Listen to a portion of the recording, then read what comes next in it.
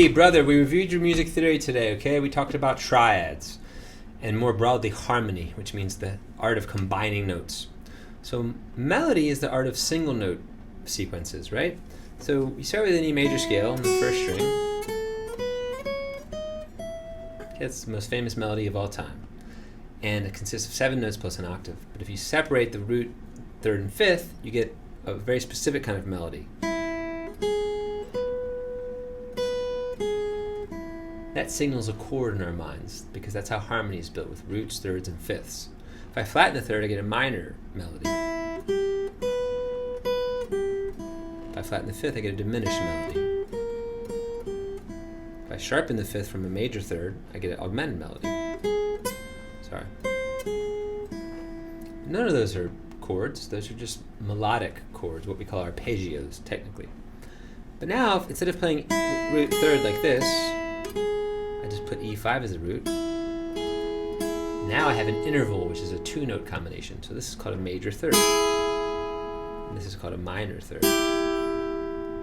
When you play the scale, you combine them. Major, minor, minor, major, major. We did these many moons ago. That's intervals. They're sort of melodic and harmonic in a way.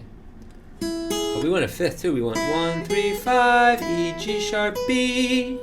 So to get all 3 of those, we have to start at E9. Same as the open E, same as E5. Those are called unisons. So we have E9, G sharp 9, and then boom, B. Now you've entered the realm of chords. That's called a triad, is exactly 3-note chord. So major, this goes root, third, fifth. Major, same thing as this, but just in a harmonic form. So minor flattens the third, diminished flattens the 5, and augmented is the major with a sharp 5. There's another class called suspended chords. That's when the third goes up or down. So if my third goes up a half a step to 4, it's a sus4. That's an E sus4. If it goes down a whole step, it's E sus2.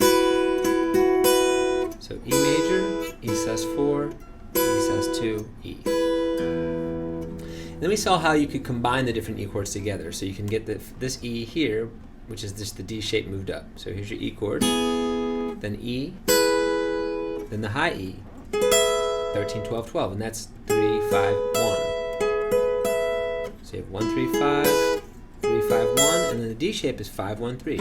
5, 1, 3. So you want to move through all of them. And the open one's just 1, 0, 0. And then you can do it on a D chord.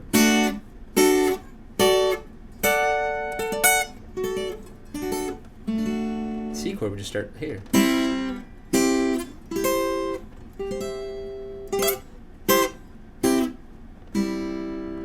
Try these minor. Try a D minor.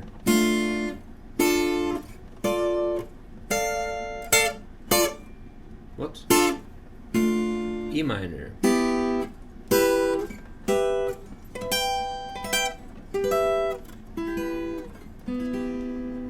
If you can do all that a couple times, 2-3 times this week at least, you'll learn a ton.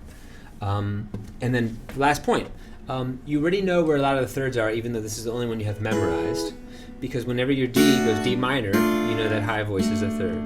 When your A goes to A minor, you know that B string is the third. When your E goes to E minor, you know that G string is the third. So you have to be aware of little signs like that, of the things you already know. See you, brother.